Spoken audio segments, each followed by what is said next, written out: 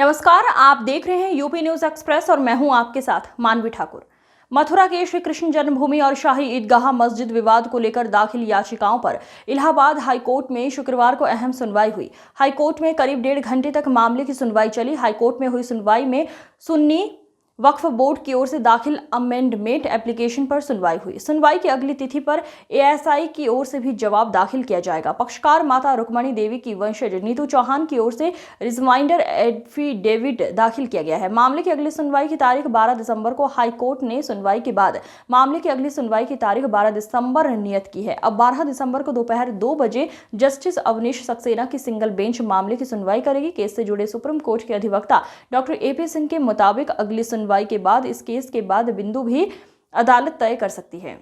जो सुन्नी वक्फ बोर्ड है वो अमेंडमेंट करना चाहता है उसमें अपने डब्ल्यूएस को, तो उनसे अलाउ किया गया कि क्या आप अमेंडमेंट करना चाहते हैं। अमेंडमेंट पहले तो डब्ल्यूएस होगा, फिर उसके बाद अमेंडमेंट और कुछ होगा। सूट नंबर 12/21 में दिनेश फलाहारी जी महाराज हैं, जो कि नंगे पैर रह रहे हैं इसी कृष्ण जन्मभूमि के मुद्दे को निपटाने के लिए फलाहार पे रह रहे हैं। ये इनके त्याग, तपस्या और बलिदान की कहानी को कहता है। माता रुक्मणी देवी की वंशज नीतू चौहान जी है, ये भी उसमें याचिका करता है 7/23 में।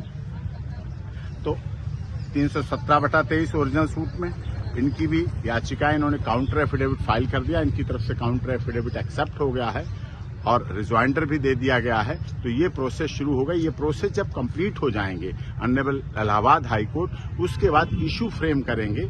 उसमें सारे केसों में इशू फ्रेम करेंगे कंसोलिडेट करके, जिससे जल्दी सुनवाई हो सके और न्याय होते हुए दिख सके।